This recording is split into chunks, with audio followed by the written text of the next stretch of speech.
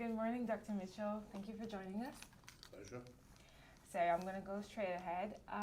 Would you give us a brief summary of your background in education? Okay. When I came out of the Air Force, I went to a teacher training college in London for a 2-year course. Then I taught in what you would, I guess, call senior schools for something like 6 or 7 years. At the end of which I decided that I ought to go back and try to get a degree. I wanted to get a degree in history, but the only degrees that were available were at London University, and they were called BSc in economics, which was actually not very accurate because it was a sort of general social science degree. You could specialise in economics, you could specialise in anthropology. The one that I started off with was economic history. And then I switched halfway through to international relations and ended up getting a bachelor's in international relations. Part of the reason I shifted was because we had some conversations with the cohort immediately ahead of us, and they said, listen, you really ought to come and do international relations. There's this very interesting, very dynamic professor who has got some unusual ideas about international relations, which in those days were kind of just contemporary history. Yeah. And he's very good, you ought to come and listen. And so I switched, and so that was, I think, at the end of my first year. So I got my degree at the end of my 3rd year, intended to go back to school teaching, found that nobody really wanted a sort of economic historian. And then I heard that my professor at University College was setting up a research centre, so I went in and asked him for a job. Much to my surprise, he gave me one. And I think I think they called me a research associate or something like that. Okay. It was all academia in those days, at least in England, was very much less formalised and rules and regulations. A lot of my teachers had master's degrees but didn't have PhDs, so nobody cared. Yeah. So it wasn't a regular appointment or anything like that, it was on soft money. So that was what I did for 1966 to 1970. Okay, so 4 years. All right. Can you please tell us a little more about your initial research and in what field you were interested, what spurred your initial interest in that field in particular? Well, I've always been interested in sort of historical studies. So I always think of myself as a historian. When I joined the Centre for the Analysis of Conflict, which was my professor's outfit which he was setting up, it was very much a multidisciplinary faculty. I mean, there were, I think, 5 members of the faculty. One of them was a mathematical economist, the other one was an international relations specialist, an anthropologist.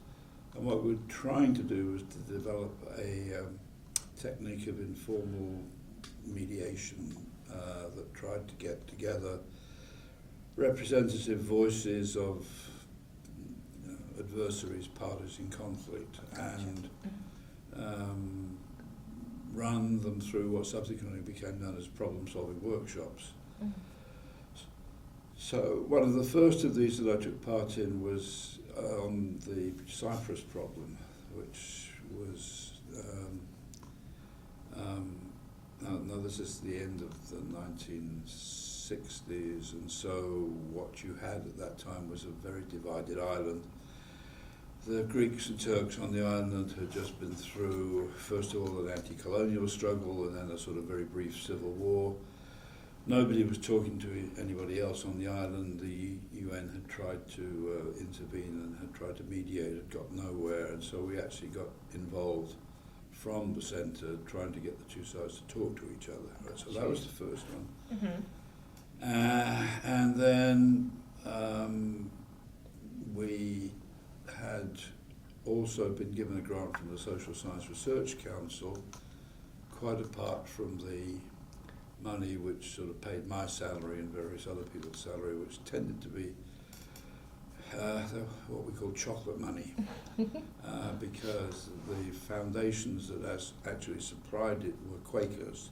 Okay. And in England, the Quakers were very much involved in the production of chocolate in the 19th century. I mean, you know, if you were my age and you lived in England, the names Cadbury, Rowntree, Fry's were absolutely familiar to you, but that was because they were on chocolate bars. Okay. Right? So it was chocolate money. Money, yeah. Okay. Anyway, I tend to ramble.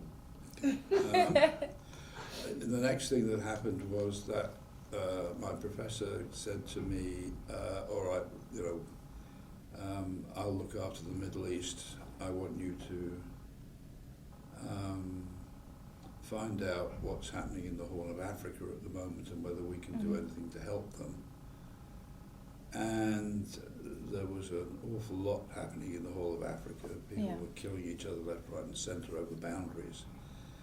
And so that was the beginning of my interest in Northeast Africa and what was called the Somali Problem and the divisions over where the boundaries were in these post-colonial countries. And so that pushed me in the direction of an interest in Africa.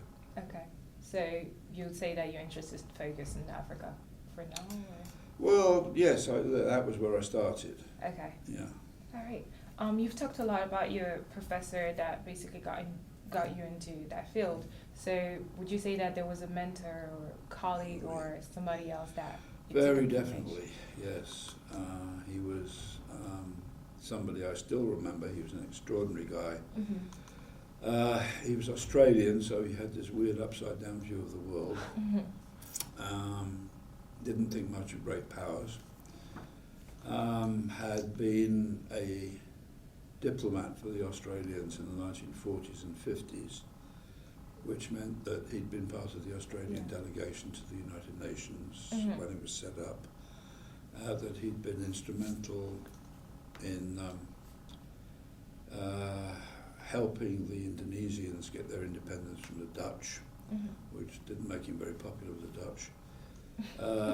And he'd been involved, he was the youngest head of the Australian Foreign Service. Over here, it wouldn't be the Secretary of State, it would be the permanent civil servant bureaucrat who got to the top of the Foreign Service. And then he got mixed up in the McCarthy period in Australia, which was just as bad and as vicious as it was over here, but nobody actually knows very much about it except the Australians. And basically what happened was that my professor, who was not a professor at that point, he was a diplomat, got mixed up in all of the Cold War panic and hysteria, particularly after the Chinese communists took over in Beijing. And it more or less ended his career as a diplomat. And so for a while he, I think, taught at the Australian National University in Canberra. Then he came over to London to be part of the faculty at University College, which is where I met him or he met me, whichever way it was.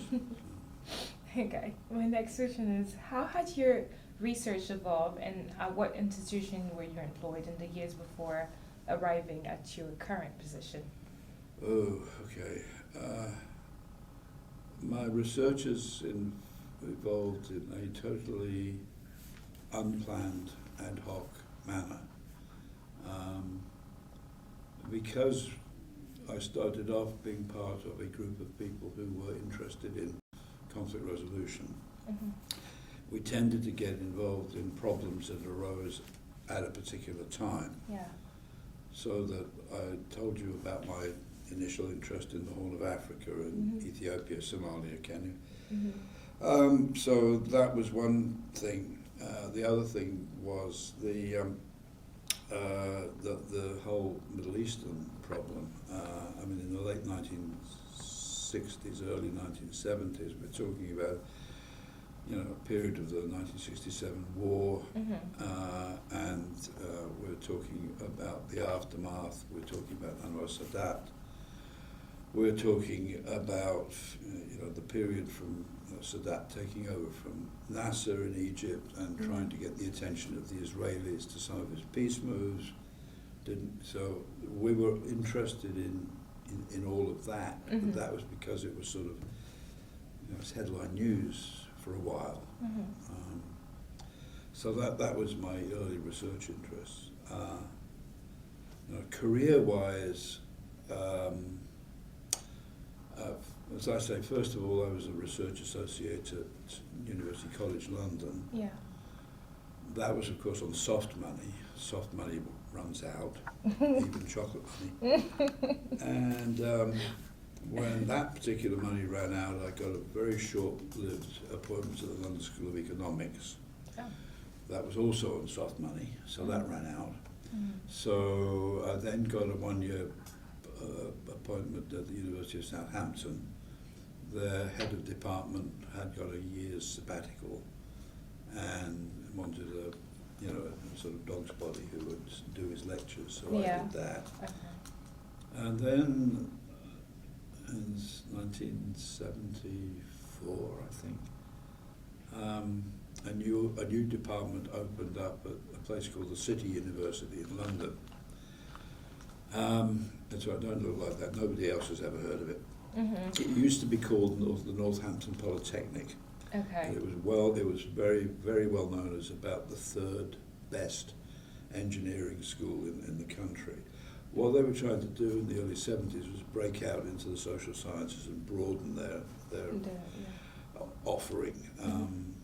I mean, they were, as the name suggests, right in the City of London, and so they took up a number of what in those days would have been considered very strange subjects for university teaching. Business studies, for example, they became very much involved in business studies because of the connection with the city. But there was a great deal of interest in those days in systems analysis and systems science, ranging from technological systems through biomedical systems, through social and political systems. And so they established a very much a hybrid department called the Department of Systems Science. And so they were looking for sort of unconventional academics. Yeah. No, I don't know whether I was unconventional enough for them, but one of my former colleagues from University College was actually in charge of that search, which was fortunate for me, so he sort of headhunted me. I happened to be unemployed and looking for a job, so for the next 15 years, 16 years, I taught at City University in the Department of Systems Science. I mean, I still thought of myself as a historian, or occasionally international relations, but my colleagues were engineers. They were people who were interested in how hospitals worked as a system. It was a very strange collection, but a very interesting one. Is City University still a university there?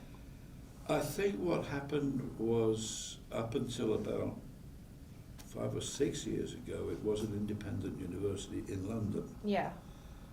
And then I think it actually amalgamated with London University, which is, I mean, that's not unusual because London University is a kind of confederation.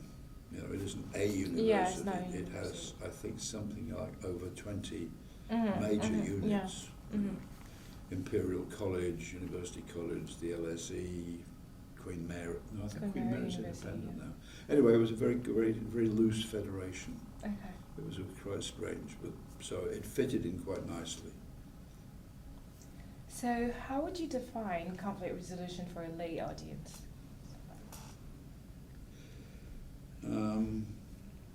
It's an attempt to find non-violent solutions to intractable differences. Okay. Oh, that's pretty clear. Because I was very confused about the definition. So now, thank you. So now we know more. In 1988, you moved to the United States after studying and teaching in the United Kingdom for more than 20 years. So what brought you here? Well, first of all, I had married an American. Okay. Mind you, we then spent 20 years in London, so there was a kind of there was a push and a pull. The push was in the mid-1980s. There was a big government campaign in England to, in quote, modernise the university system. What they were trying to do, I think, was to apply business methods to institutions which they looked upon as being, if you looked at it as a sort of a business, it really didn't make money, and that's what everything should do, according to Mrs. Thatcher and her acolytes. So they started to apply business methods to universities. Yeah. Universities had to be efficient. They had to think about throughput and stuff like that. And the government really had no time for extraneous things like history or anthropology or sociology, which was dangerous and left-wing. So there was a sort of major assault on universities to sort of get their act together and do some really serious stuff, which was going to be of use to the country, particularly in an economic sense. And that, the first thing that they wanted to do was to get rid of tenure, which eventually they did. Okay. And get rid of the dead wood, which of course depends how you define They it. picked their own dead wood, right? I mean, they would pick who the dead wood. Well, they would, to begin with, though, it was strongly hinted that it would be a good idea if classics departments were closed down, or non-economic departments. People laugh at this, but I always remember that I found to my astonishment after a while at City University, they had a department of aeronautical engineering. And literally the joke that you used to tell about classics departments, that there were more faculty than there were students.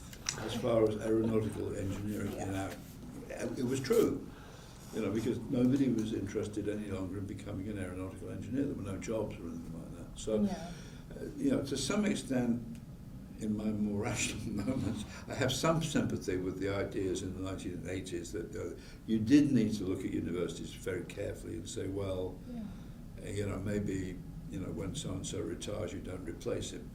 Anyway, I was at the other end of this stream. I had just been made up to a full professor, which in the UK is kind of a bigger thing here than it is here. There are lots of full professors. All you have to do is shout down a corridor and there are about 15 heads pop out and they're all full professors.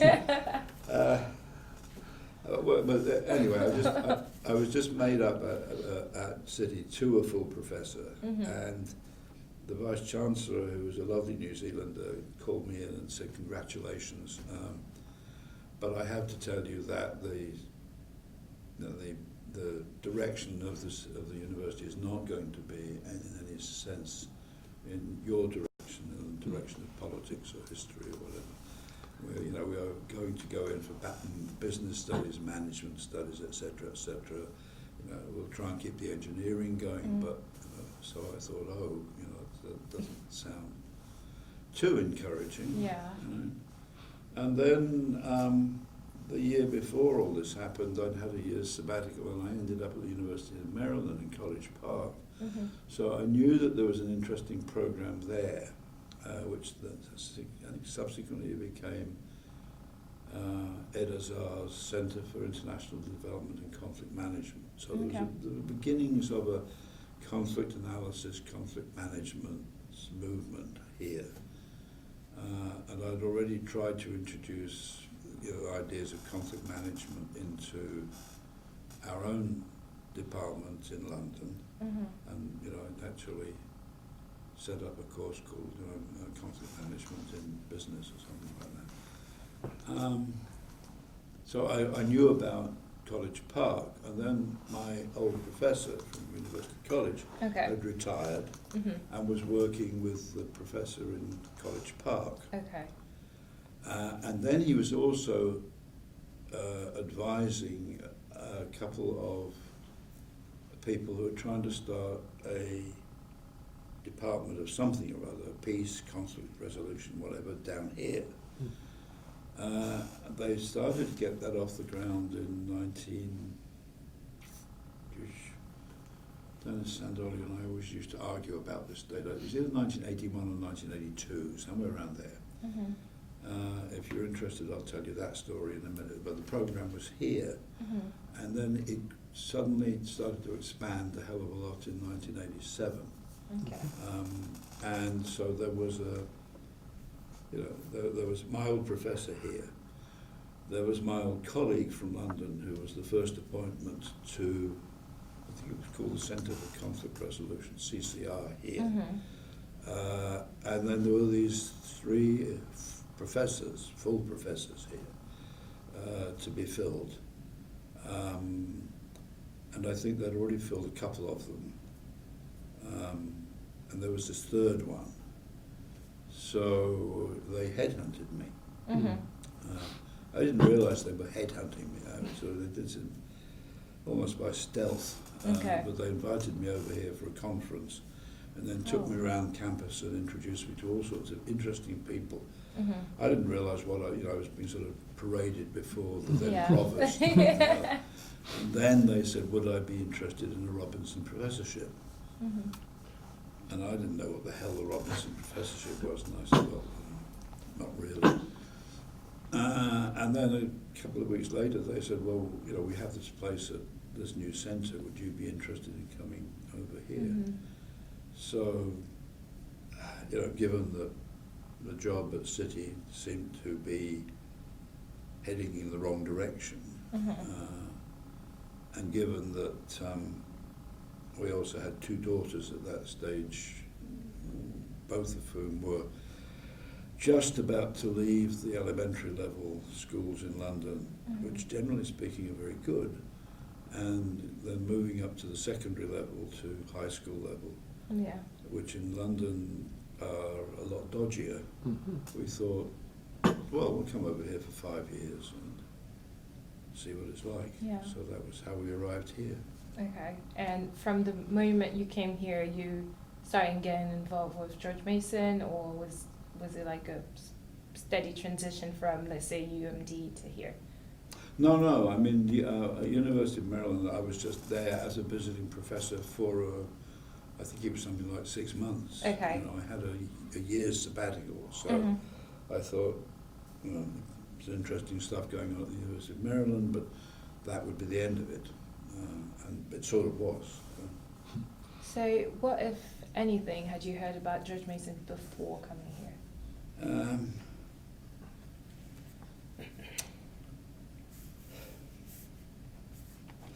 I heard, I'm trying to sort of disentangle what I knew in 1985. It was a new university, relatively speaking. It had started small and as part of UVA, which I think is also true. It had a very entrepreneurial president whose name was George Johnson. In fact, one of the jokes was when you came over at that time and talked to anybody in Washington, they would say, well, there's this George Johnson University out in and you'd say, George Johnson, they would say, oh, George Mason. So, and then I subsequently heard all sorts of possibly mythical stories about George and how he parlayed this place into one of the most growing, most dynamic university in the whole of the Washington, D.C. area. So I was part of that dynamics.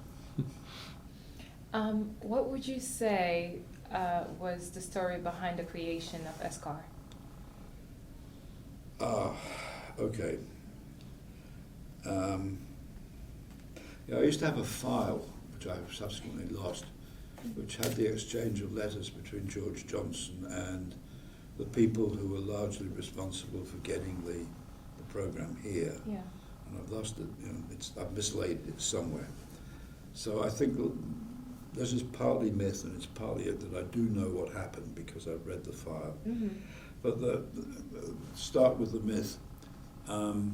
Goes back to 1976.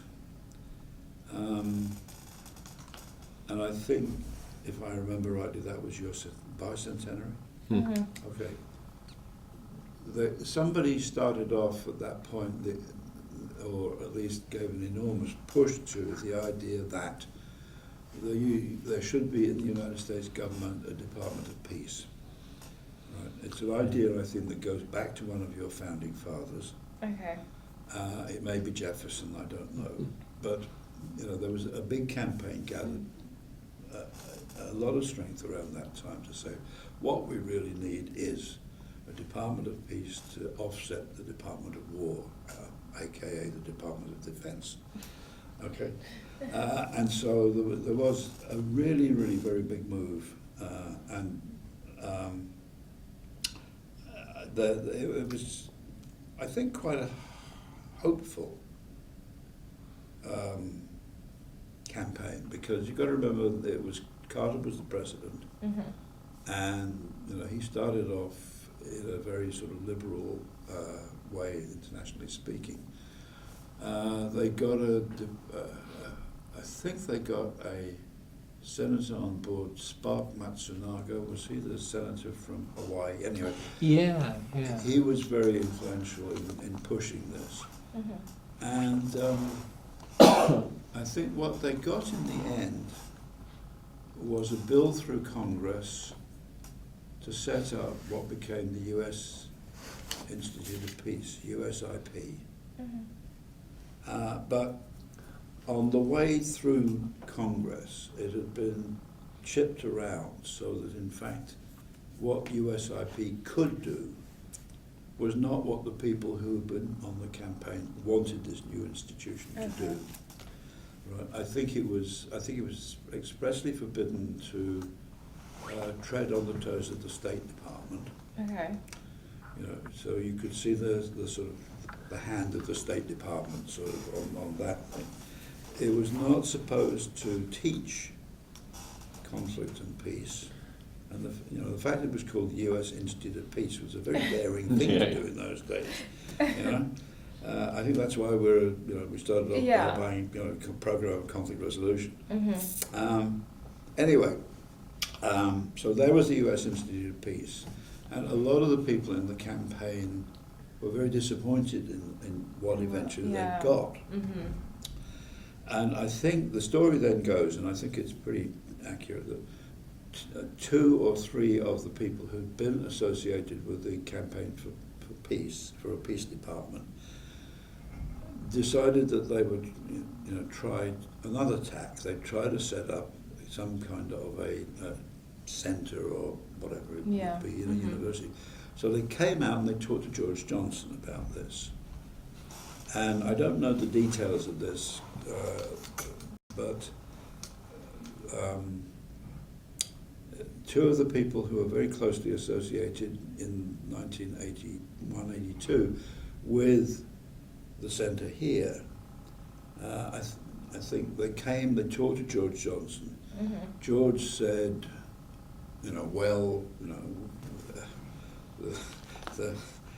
the legend was George was interested in anything the University of Virginia didn't do, right? Because, right. So he thought, okay, and he was very good at, all right, let something run, and let us see if it works. Yeah. Then we will embrace it with both arms. So he allowed a guy called Bryant Wedge, Jim Lowy, Okay. Henry Barringer, and they're all people who were, very strongly associated with the centre, Okay. to set up the centre and to set up a small master's program, 24, mainly, as it turned out, mature students, to Okay. do an MSc in conflict analysis and resolution. Okay. And that was the first cohort of students who came through. Okay. And that was 1982, I think, something like that. 2-year program, master's program. And then the story goes that a lot of the local notables in Northern Virginia, particularly those who were associated with the construction industry, Northern Virginia was booming like mad at that particular time. I remember actually coming into Dulles Airport probably about 1985, something like that, and it was farmland out there. There was almost nothing there at all. Yeah. And now you can occasionally see broken down farmhouses and fields covered with development. Well, anyway, so some of the developers and some of the people who were interested in Northern Virginia as a community got together as an advisory board and really pushed the centre. Okay. And the most notable one of those is somebody that you probably have come across before, Ed Lynch, who was a power in the Democratic Party in those days. And in those days, the Democrats ran Virginia. Well, the Dixiecrats ran Virginia.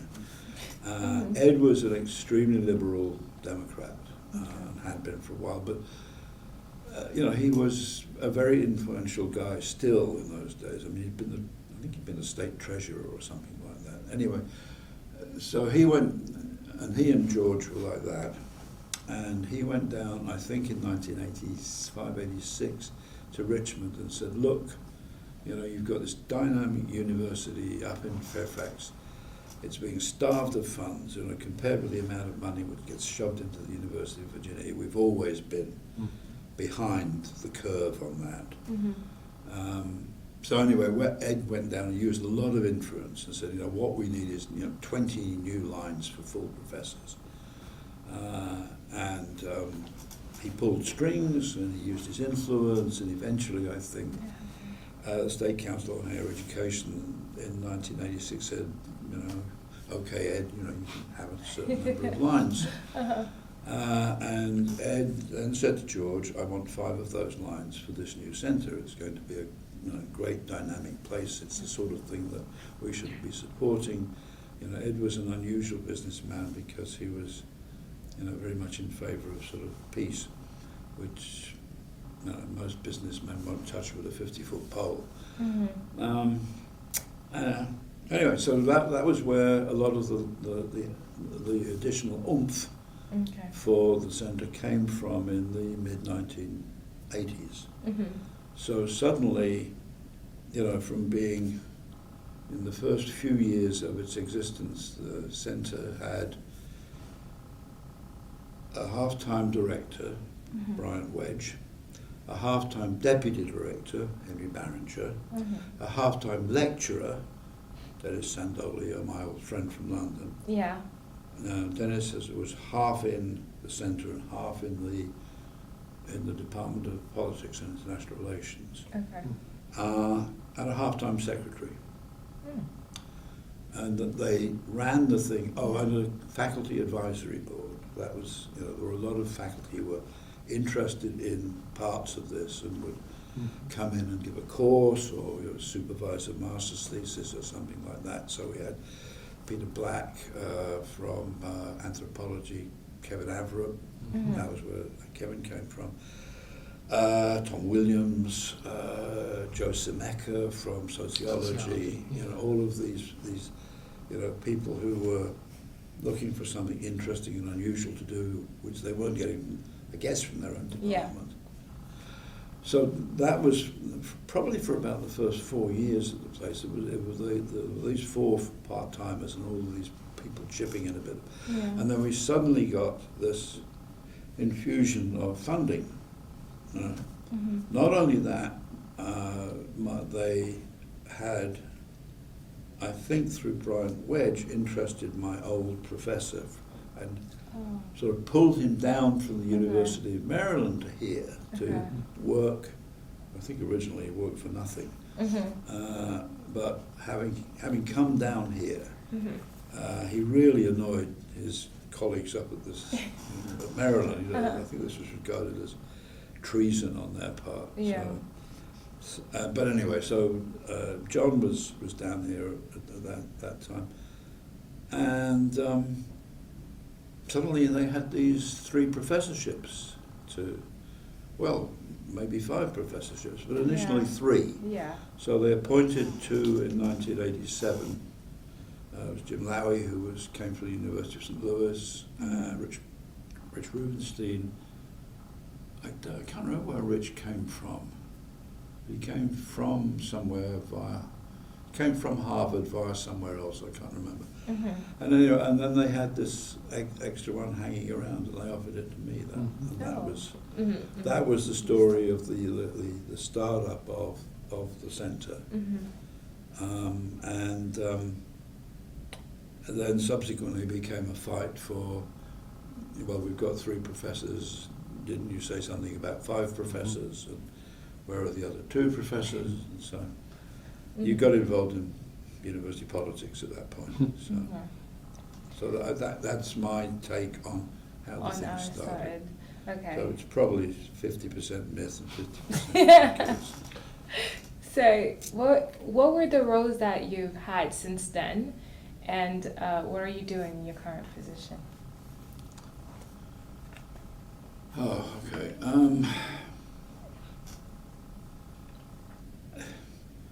I think for my first couple of years here from when was it, fall of 1988 to the end of the summer of 1990, I was sort of in charge of the research arm of the institute. Now, that was a sort of a slightly a misnomer, because as far as it became an institute, I think, in about 1991. Okay. Under the then provost was a lady called Clara Lovett. And Clara, I think, had decided that she let's put this as politely as I can. Clara had the idea that the regular departments here had just got themselves into a rut, and they were not dynamic enough, and they were not entrepreneurial enough. And so she put a lot of time and support into 5 institutes. Okay. That was going to be her power base. International Institute, which did a lot of work on the international business front. Kingsley Haynes Institute for, God, I can't even remember what Kingsley. Public policy. Public policy, Yeah. that's right, yes. That was a 600-pound gorilla. That was us. We were the Institute for Conflict Analysis and Resolution, and then there were sort of 2 others. My memory just.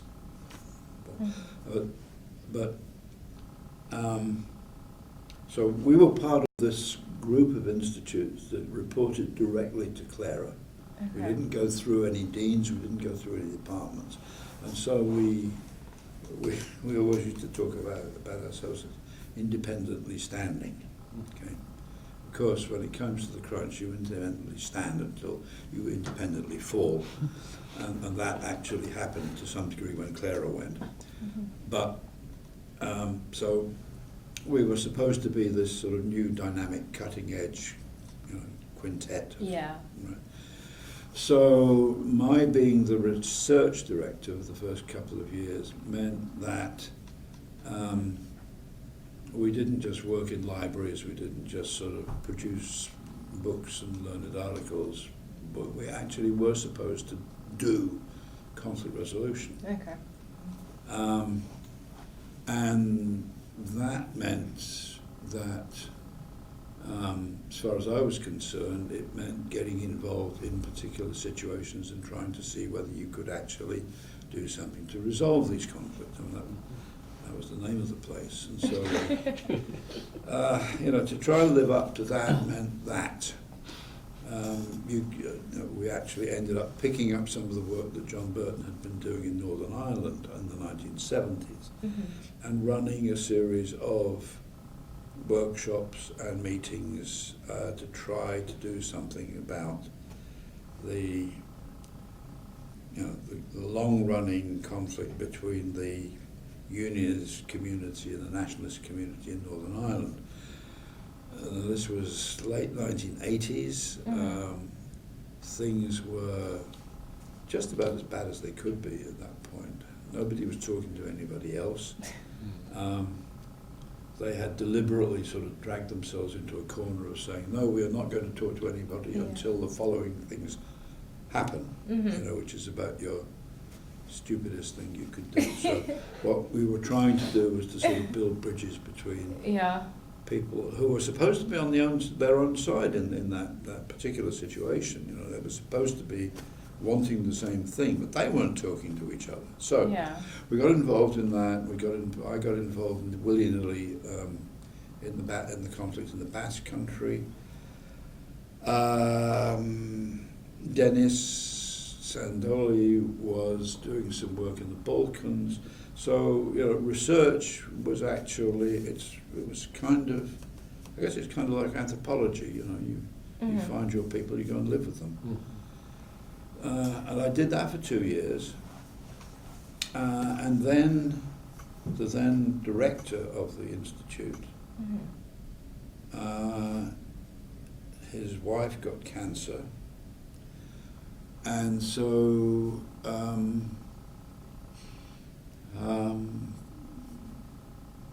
they sort of, the rest of the faculty sort of said, okay, what the hell do we do now? Because Rich wanted not to be director any longer. Okay. And Joe Semeka had decided that he wanted to go back to sociology, so he was back in sociology. Okay. And so, almost willy-nilly, without understanding what was happening to me, I became the director. So I was director of this new outfit, which I think I was still suffering from a culture shock, because in British universities, what usually happens is, there is a department which has, lecturers, teachers, professors, students in it. The head of department is usually a full professor. Occasionally, there's another full professor. But the idea is that everybody takes a turn at becoming chair in the department. That's what you do. Okay, it's your turn in the hot seat. You get it for 4 years, and then you sort of quit, breathe a sigh of relief, and go back to being a normal academic. So I thought that was the same thing here, and of course it wasn't. It's a very different thing. So it took me a long time in the chair to learn what being a director was. So I did that particular job for 4 years. Okay. And during the 4 years, to be honest with you, it was a matter of actually hanging on by your fingertips, because there were huge problems, which I simply hadn't anticipated. One, for example, the institute, I'll call it an institute because that's what it became. And that's what it was until it became a school, so I can't get used to it as a school. All right, the institute, for example, when I became the director, had a number of what were they called? Attached organisations. In other words, there were organisations that were sort of connected to the Institute but was financially and organisationally separate from it. I think it's a much more familiar model than it was in those days, but we had 3 attached organisations, and that's the wrong word. One was called the Consortium for Consortium for Peace Research, Education and Development, COPRED.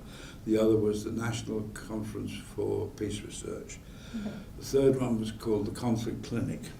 Now that was an organisation which originally had been at the University of St. Louis and had been very strongly attached to Jim Lowy. So when Jim came over here to be a professor, he brought the Conflict Clinic with him, which was fine. And it was a very good organisation in the sense that it actually did an awful lot of conflict management and conflict resolution work in the locality. I mean, originally the locality had been St. Louis, but here there were lots of consultant work to be picked up, and there was, so they did, they were not teaching, though we would sort of pull them in occasionally and say, come and give us a talk, tell us what you're doing. But they did all sorts of, very good work usually around here. One thing that they did, which was just fairly typical, Pickett Road. There is that lovely thing, the tank farm on Pickett Road. Yeah. Okay. Love how people sort of misuse. You have this idea of a farm. It's actually sort of just a whole load of sort of leaky oil tanks. Well, there was this huge conflict going on between the city of Fairfax and the county of Fairfax, because I think the tank farm, I think it's either just about on the county's side of the line. Anyway, it was leaking into the city, and the city was furious about this, and there was this... Into the water? Into the water? Yeah, yes, right. It was one of these things, but when you talk about it, it sounds ridiculously funny, but it's damn serious. And so the governor, I think it was Doug Wilder, actually said to the clinic, look, can you do something about the fact that these people aren't talking to each other, they're shouting at each other, And so the clinic got involved in that particular situation. I remember saying to Jim Lowy, Jim, this is a no-win situation. You are never going to be able to just get out of it. So Jim was always very optimistic. He really wanted to do it. But that was the kind of thing they did. Okay. Unfortunately, they overexpanded. Okay. They appointed, originally there were 3 of them, and then when they came over here, they added another 3 people. And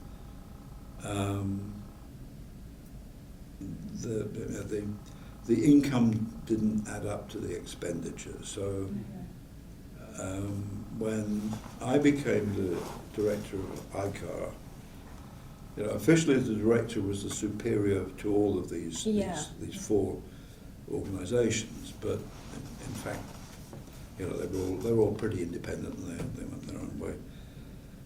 I think I'd been director for about maybe 2 or 3 weeks or something like that, and then the then executive director of the Conflict Clinic came to me and said, can I have a word with you? And I should have, he came and he shut the door, and I should have given me the clue that something was wrong. He said, we're bankrupt. We're in terrible financial trouble. And I think we have to end the operations, declare bankruptcy. And I'm sitting there thinking, what the hell has this got to do with me? But it had, and it certainly had something to do with the Institute, and it had something to do with, Clara Lovett was appalled by this because she ended up bailing out the clinic.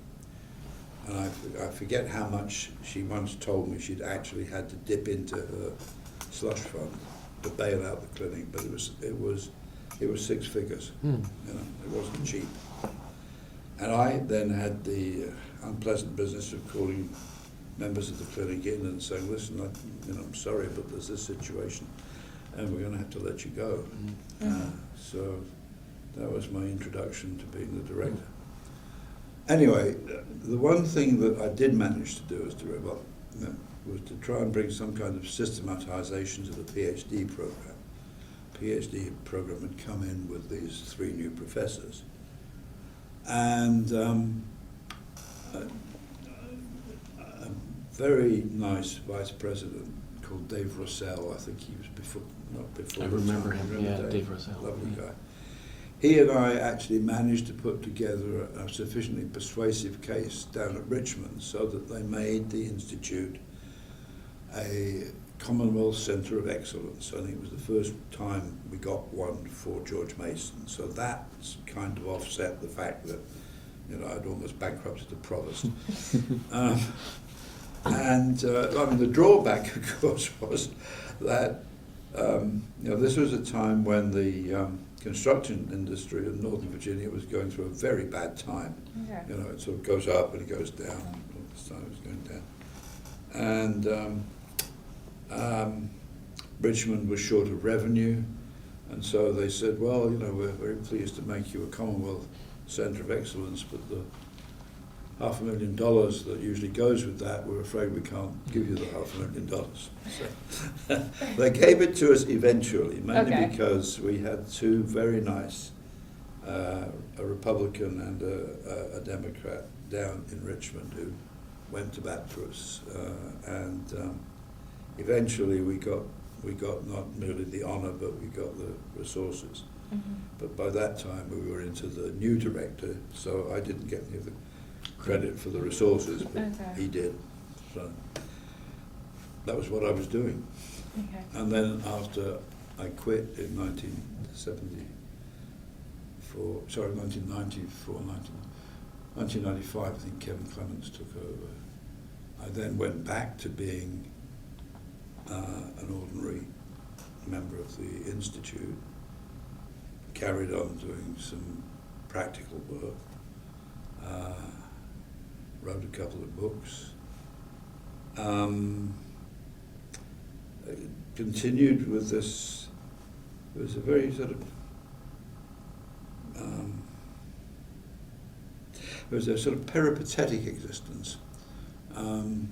Marilyn Boland, who was the original half secretary from the early days, said that in the first 14 years of its existence, the Institute had actually moved 11 times or something like that. I mean, in the first few years of its existence, when I was still teaching in London, occasionally I would come in to Washington, and I would always come out here and say hello to Dennis Sandoli, who was a very old friend of mine. Every time I came, Dennis's office would have moved. The first office he was in was on top of the old Fenwick library. Then he was over in Robinson. Then he was somewhere else. I mean, and then they had a bungalow, a ranch-style house down in Kelly Drive one year. And then, I think when I first came here, they had this wooden hut on the site of the Johnson Center, you know, which was Humanities module. Yes, that was it. Yes, it was called a module, I think. I always wondered whether that had to do with the fact the roof leaked. But and then they moved. I'm trying to think what happened then. I think then we moved to a place downtown, immediately opposite. Do you know where the old schoolhouse is on? Yes, the townhouses. Were you in the town? No, that was next. Okay. Right, where the old elementary school is, which doesn't exist anymore. Right, and you know, a floor on one of the office buildings down there.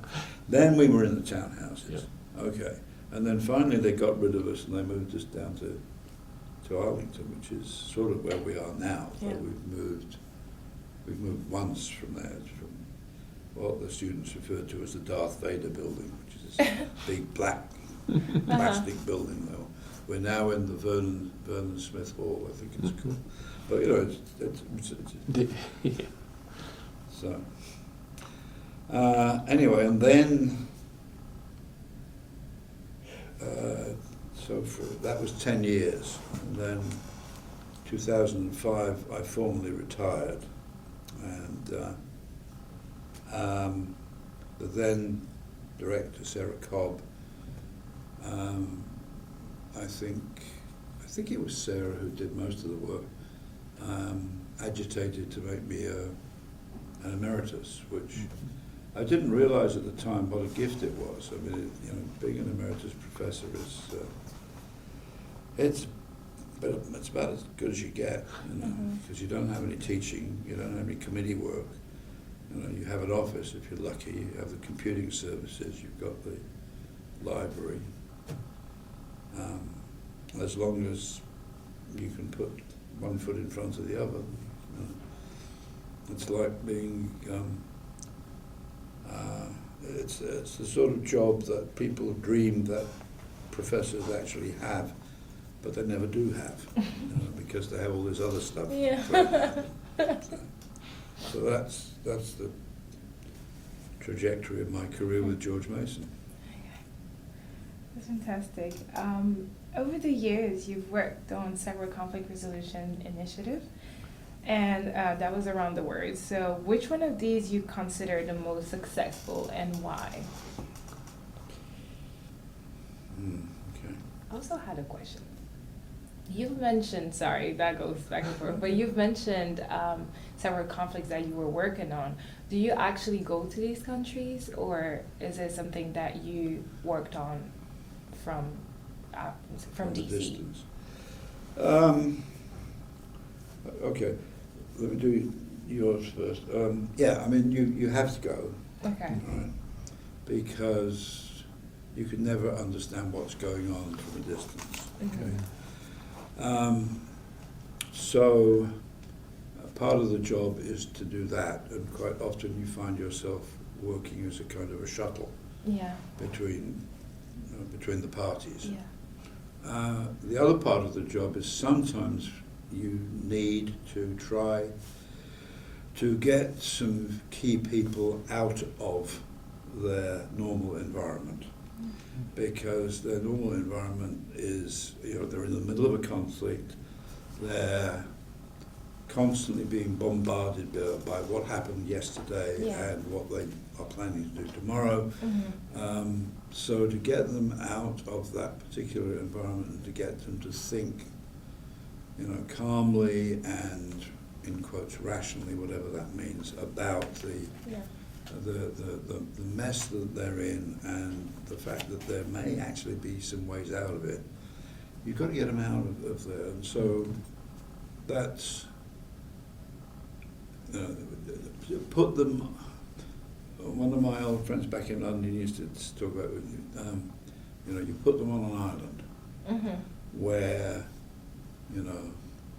the breeze blows and the sea calms them down. And now the only difficulty with that, of course, is that the idea is also that you put them on the island with the other side. Okay, so you hope that by putting them in that kind of an environment and by putting them with some people who are behaving differently, and that's the job of the intermediaries, the facilitators, etc. That having spent a couple of days yelling at each other, they'll decide, this is a bit of a waste of time. Let's think about something different. Let's think of some scenarios for getting us what we want, but also getting us out of this mess that we're in.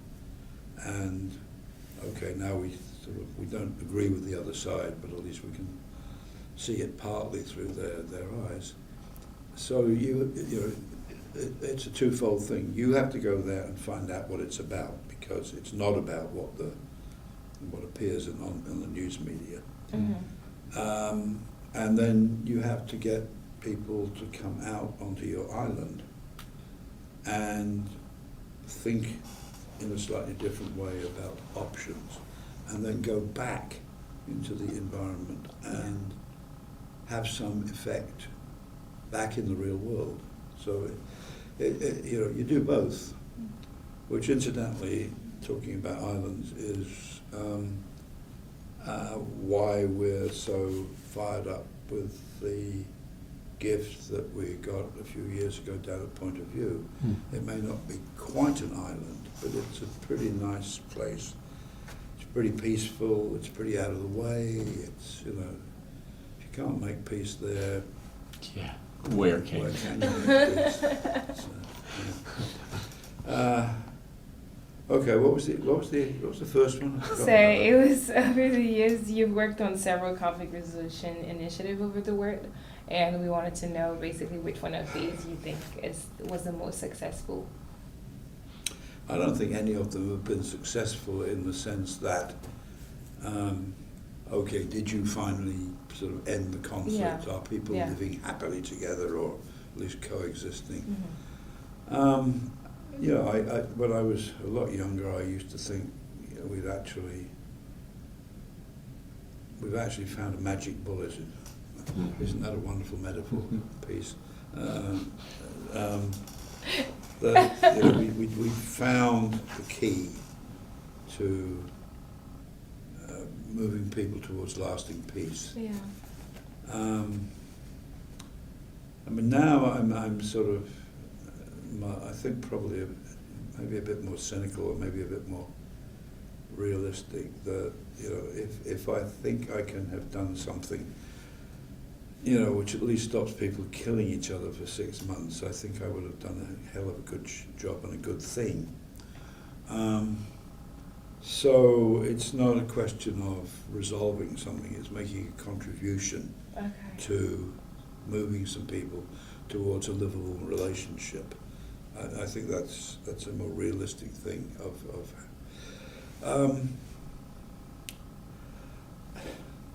I think, you know, going back to your question, I think we did make a contribution to easing some of the tensions in Northern Ireland, and to come up with a formula that they could live with for moving the discussions from a sort of low level of sort of second track to what if we took these ideas to the people who are actually negotiating, and you know, what would be the implication of having an open border between Northern Ireland and the Republic, you know, which is the huge thing which is going on now over this whole business about Britain leaving the European Union. So I think we contributed to that.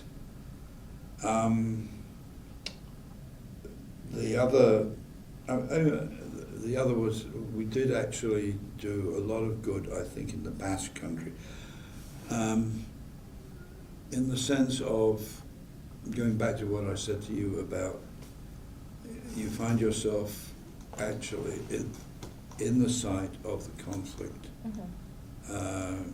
practicing shuttle diplomacy, you know, going backwards and forwards.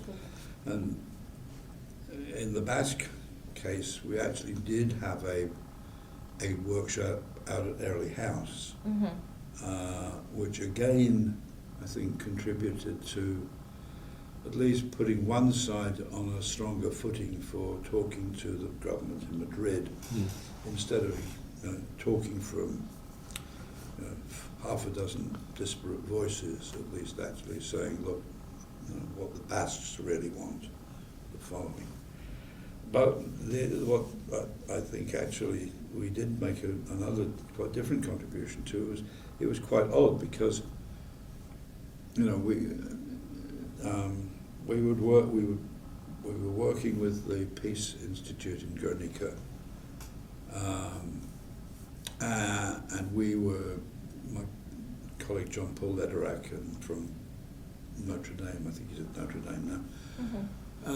You know, and we were a couple of international consultants, and we would go with some of the local peace people between the government in Madrid, the government in Vitoria, and the headquarters of the extreme Basque nationalists in San Sebastian.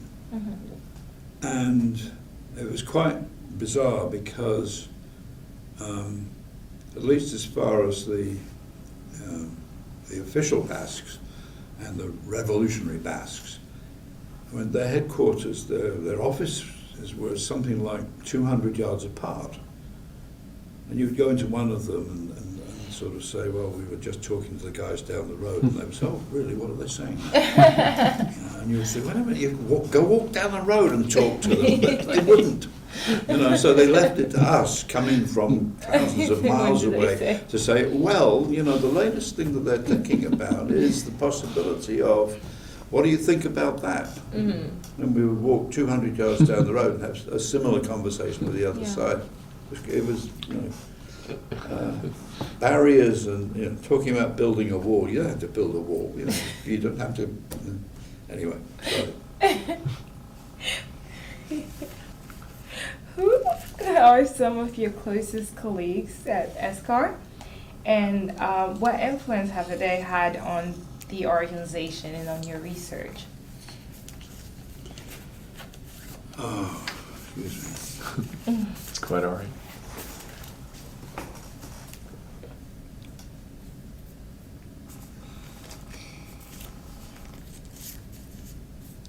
Well, let's start with my students and my former students. Some of them, a lot of them, have had some really profound impact on my understanding of the dynamics of conflict, because I think one of the successes that we have had, and it may not be quite the same as have you resolved the Middle East conflict,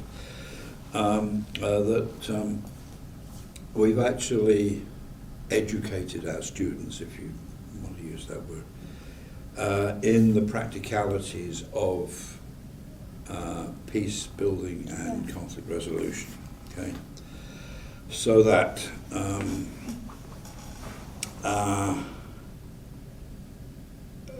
think one of the biggest influences on my recent work is my former student and former colleague who tragically died a couple of years ago, a guy called Yanni Bortas. He was a South African. Mm-hmm. He was an Afrikaner.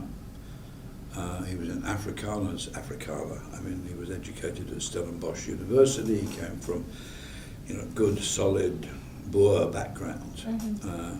But he came to the Institute in the, I think, early 1990s, because he really couldn't stand working under apartheid any longer. I mean, he was a journalist, he was a broadcaster. Mm-hmm. He ended up working for the South African Broadcasting Company as a kind of a Tom Brokaw. Mm-hmm. But anyway, he came and got out of South Africa. I don't think he was in any personal danger, but he couldn't work any longer as he wanted to work. So he came here, he did a master's degree, he did a PhD, he ended up teaching in Baltimore, but he introduced me to what had been going on in South Africa during the period from, about 1980 to 1995, when the ANC became the government. Mm-hmm. There had been an enormous amount of work down there, which people up here knew nothing at all about. Peace building work behind the scenes, track 2, connections, workshops being held in various places that actually paved the way for, the really, the quite astonishing reversal of official government policy, and the fact that it wasn't just Mandela who was sort of pushing for a rainbow nation and all right, we know they have behaved badly, but they are Africans. That was an eye-opener to me. I thought I was dealing with the same kind of people who were, in Kenya, who were British and had never given up being British, but they happened to live in Kenya. Yeah. Afrikaners think of themselves as Africans. And a lot of my colleagues do work on identity and what ways in which you can change identities or adapt new identities. And it actually working with Yanni in South Africa, because he always used to insist, I must take you back to South Africa. It's a beautiful country. She's quite right, it is. But it's also an amazing country for understanding the idea of group membership and the identity, the way you identify with a particular group, which doesn't seem to make any sense to outsiders because they can't see the difference, but they're there. And also this whole business about having your identity threatened and what you do as a reaction to it. So I think he probably, of the more recent of my colleagues, has had a pretty profound effect on the way I think. Reg Rubenstein, going back to an earlier time, I mean, he's not the only remaining Marxist, as he claims, but he always has this sort of interesting slant on the kinds of conflicts that we've got involved in, and he always manages to jar me out of my sort of comfortable way of thinking, oh well, I understand this and I understand what needs to be done here, and Rich will always sort of, it's like watching a kaleidoscope be shaken up and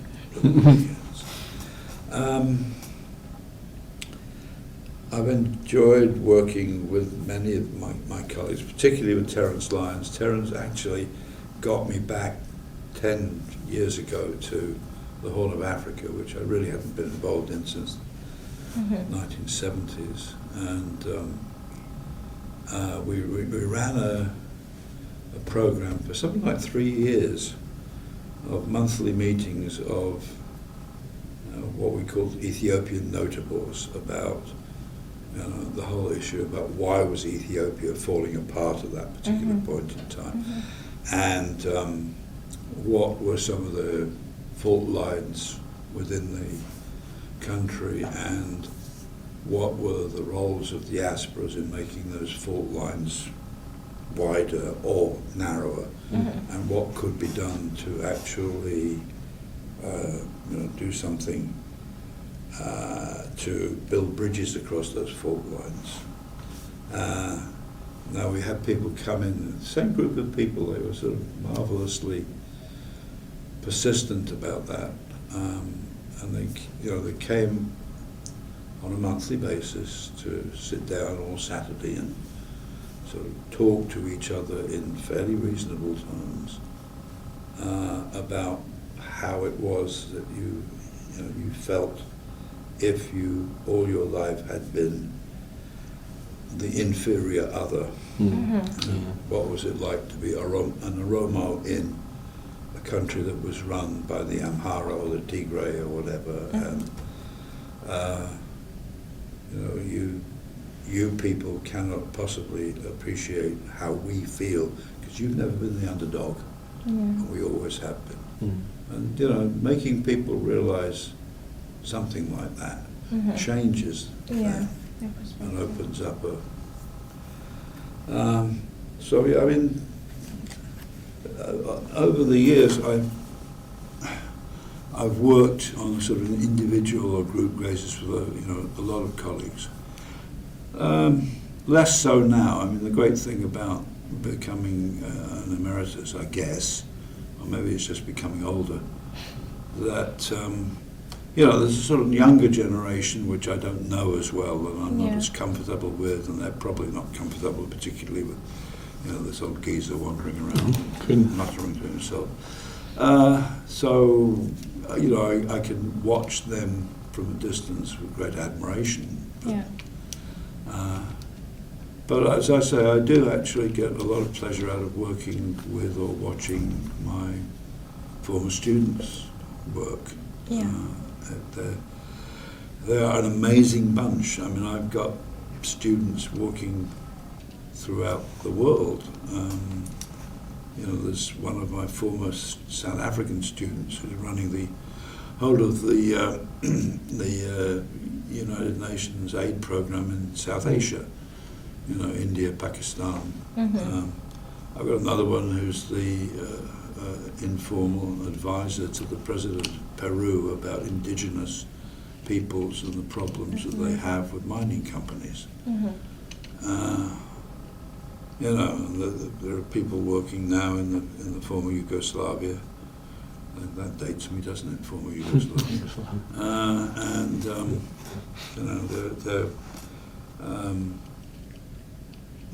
you know, they just are doing absolutely amazing work. And then there's a whole generation of students that, regrettably, I really don't know. Because I stopped seriously teaching in 2005, and if you don't teach the cohort, you don't know the students coming through. So.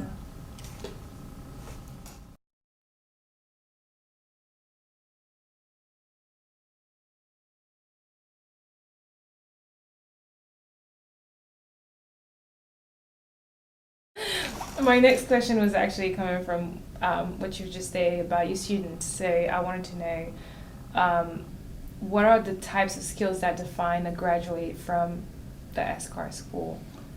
And what are, you've already said what your students are doing, and that's great. We want to know like a little more about the skills that you think they have when they get out of school. Well, I think one of the skills I hope all of them have is an ability to look at a situation and to analyse the underlying structure and dynamics of that situation. Then I think that the second one, which is more problematical because I think it's more difficult, we do give them tools to analyse the structure of a conflict. Finding ways in which outsiders could intervene to try to help those in the dilemma that they're in. Think about the possibility of alternative ways of getting out of it.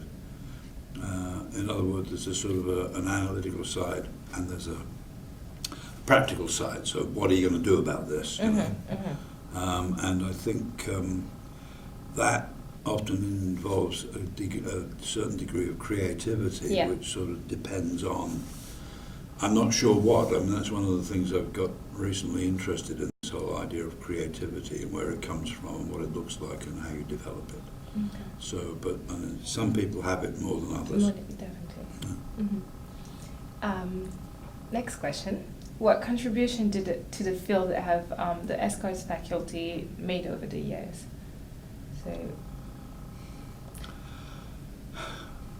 I don't think it's too much to claim that they've actually helped to make the field.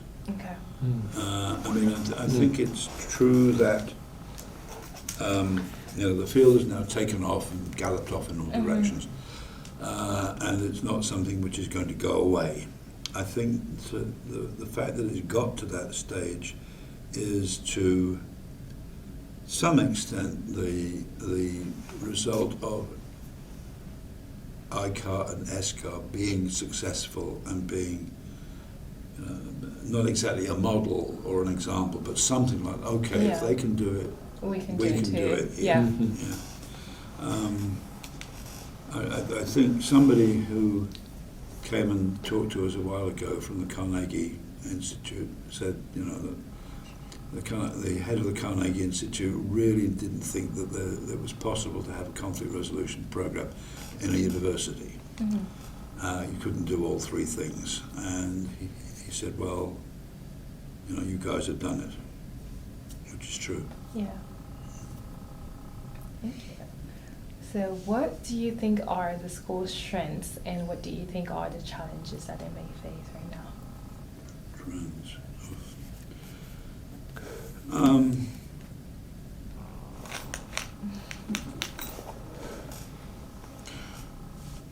I think that these two things are interlocked. Okay.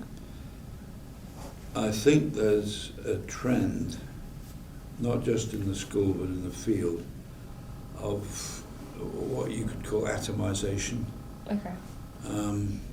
In other words, it's a disease of success, if you want to put it that way. That we now have 25 faculty members over them, and they're all doing things which are obviously related to certain aspects of conflict analysis and resolution. They're all doing their own thing that they're interested in, which is fine. But the difficulty is to hold things together and to produce some kind of a hybrid which allows individual interest and individual concentration, but a central core set of ideas that holds everybody together. Because if you don't have that, you don't actually have much to hand on to your students, but a sort of, a very variegated, I did this course and that course and the other course. Did you do any of them? Oh, but we both got the same degree. Yeah. How come? Yeah. It's that kind of a problem, it seems to me. So I have a fear that trend for the field will continue. And I really would like to see the other problem to me is a very simple problem, is time. Yeah. I would love to see my colleagues having sufficient time during the semester and during the year to sort of simply go and talk to each other about what they're doing. Because they don't get the time to do that now. Some of them came to a conference a few months ago, which I think Susan Allen ran, and they said for the first time they'd actually sat down as a group and listened to the research that was going on, the topics that were being taken up. The only other time they sat down were in faculty meetings, and they were dealing with things like, how big a tea urn should they have? That's an exaggeration, but okay. I'm going to skip a few questions and go to a question that's very important. So, have there been influential women in the field with whom you've associated with? And in your opinion, what have been their contribution? Because you've mentioned a lot of people and... their contribution is obviously switching the focus of much of the field onto the whole issue of gender and women's contribution. Have I been associated? You have to remember that when this whole thing started, and I think this is pretty true not just of conflict and peace studies, but pretty much generally through the whole of academia, maybe less so the social. The number of women that there were around to associate with were very, very limited. Going back to the early beginnings, my international relations sub-department was a sub-department in the law school. And I don't think they believed that the women could do law. No, that's an exaggeration. Okay, pioneers in the field. Okay, one of the things that Yanni and I did for something like 10 years was to traipse around with a camera like that and interview people who we call parents of the field.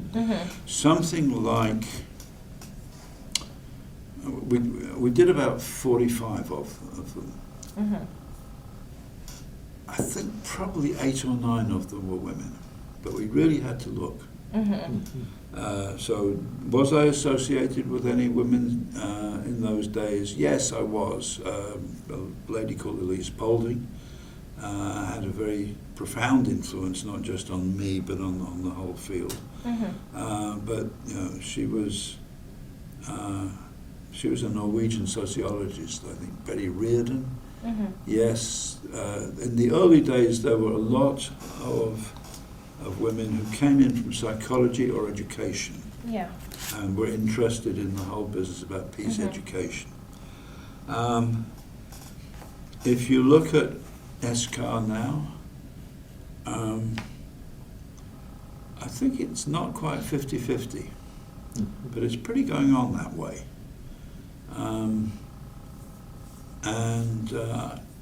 You know, when I was the director of the place, my boss was Clara Lovett. Mm-hmm. You know, so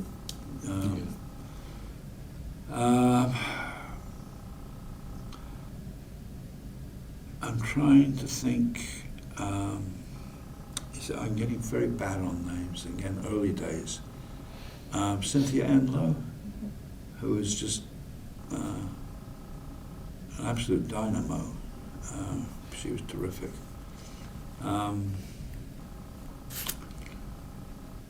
Mary Clark was for a couple of years with us. She was a biologist of all things, and she was ahead of her time. She really was. This whole business about neurology and the way in which, you know, the brain actually adapts itself to peaceful processes. Sandy Chelderlin, you know, you really ought to interview Sandy. I mean, she's just become an emeritus, I think. She was the director before Sarah Cobb. Sarah is another very dynamic lady over there. And she was director for 8 years, I think. So, you know, so we've had a series of male and female directors. Okay. You know, we started out obviously with being sort of all male, but since Kevin Clements, I think the majority have been.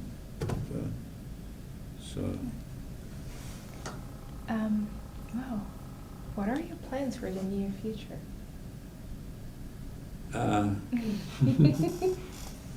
Stay alive. Uh-huh. A lot of my friends haven't made that, so that's rather distressing. My plans for the near future, okay. I'm working on a 4th volume of essays from my colleagues and my students around the theme of local peace communities. We've been working on this particular topic now for almost 20 years. And Landon Hancock, who was one of my alums, and I have edited 3 volumes of essays about different aspects of local peace communities in the middle of civil war.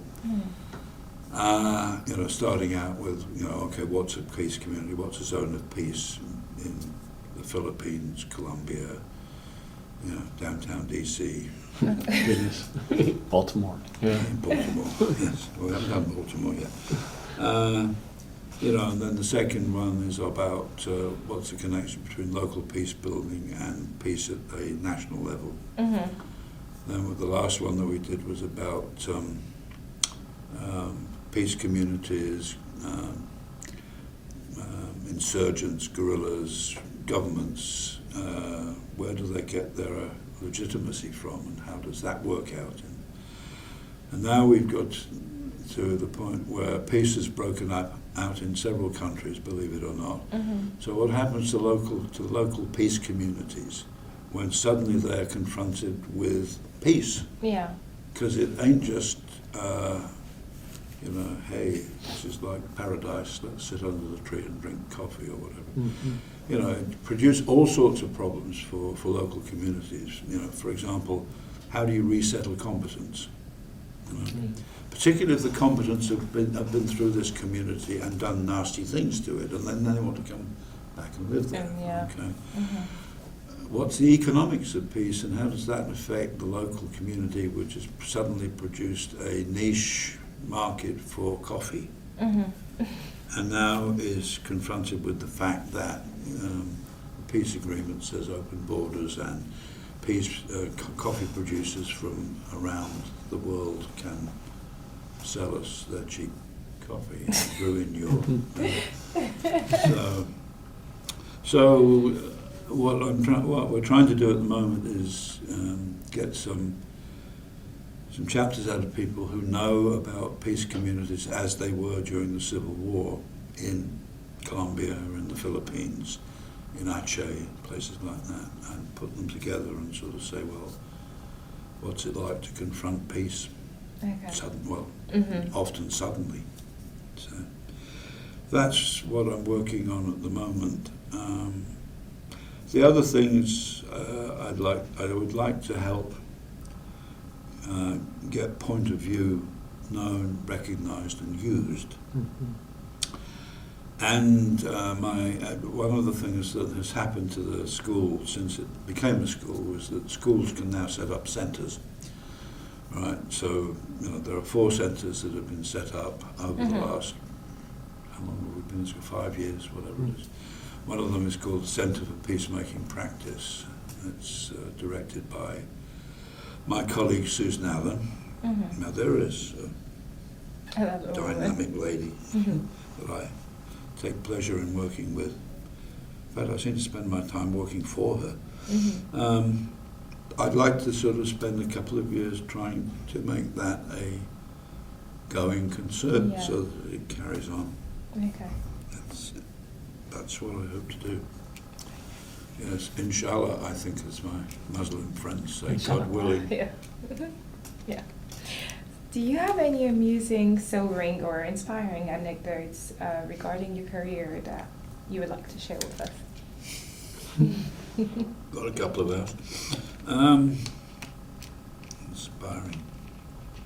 Could be funny too.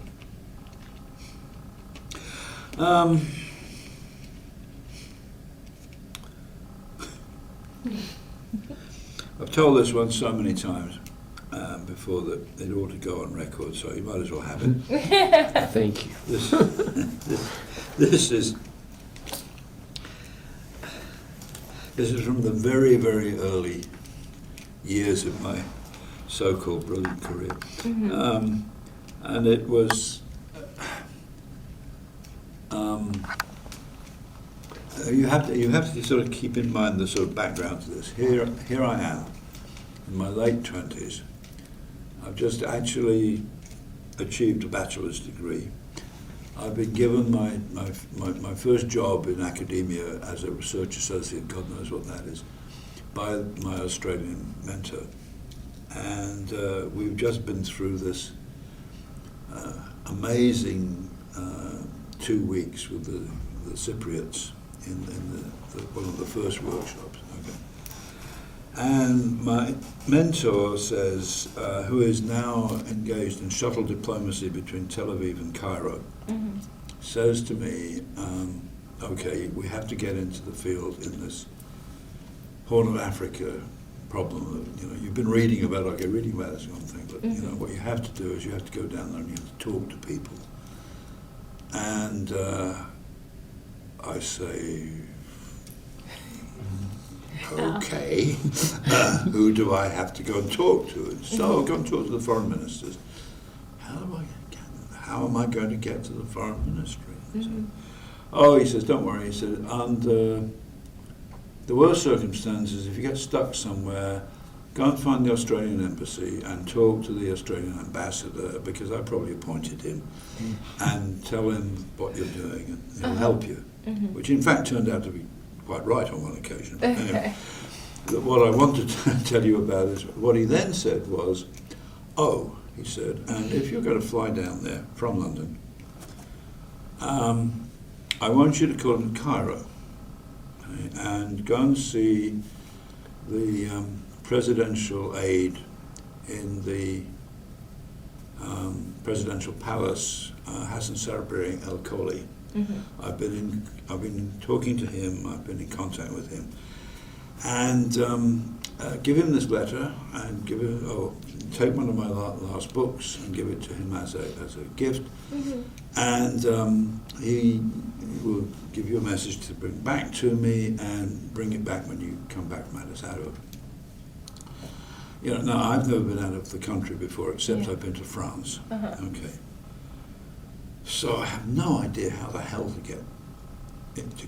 All right, so you get on the plane, the Egypt airplane from London to Cairo. Okay, and you get off at Cairo, and you go to the hotel, and talked to the guy on the desk, and he said, I said, I'm looking for the presidential palace, and I have to see, I have an appointment. I think I have an appointment with Mr. Hassan Sabri al-Kholi. Do you have any idea how I get to him? And he looks at me and he says, Hassan Sabri al-Kholi. He is my cousin. Now, if somebody said that to me, I would say, go get away. So but he said, I will ring and I will arrange a car for you. Now, he was obviously sort of ringing through to the local police, the local security service. I have this madman here. And then the police must have rung the Heliopolis Hotel, which in those days was okay. So anyway, sorry, to get to the point, I get into the Heliopolis Hotel through this mad taxi driver who nearly gets a shot. Okay, anyway, so there I am, and I'm ushered into this huge room, a bit longer than this. There's a huge desk at the end of it, and there's this little man sitting behind the desk, and he gets up and he advances to me, and I prepared this long speech to him, about Dr. Burton sends his greetings, etc., etc. He does hope that the initiative that he has launched is actually proceeding. He'd love to hear from you. Here is his letter, and here is his latest book. And we bring compliments from London. So I launch into this thing, you see, right? And the guy is standing there, and I reach the end of the thing, and I give him the letter, and I give him the book, and he says, I am not Hassan Sabri al-Kholi. I am his secretary, and ushers me into an even bigger room with an even bigger desk with an even bigger man at the end of it, and gives me my book and my letter back. So what do you do after that? You gotta do it again. You have to say the speech again. Yeah. Okay, I've said it several times right now, but this is what I'm here for. Yeah, right. Yeah. Yeah, that was. Did you end up meeting him? That was not a triumphant entry for me, but anyway, so that's my Hassan Sabri al-Kholi story. Okay, is there anything that you would like to add to? Oh, well, I used to tell my students at the end of their degree, which is, I was thinking of having it sort of engraved somewhere or other, about being in the conflict resolution game. You're never going to get rich, but you're never going to be bored. Okay. Thank you. That was amazing, actually. Well,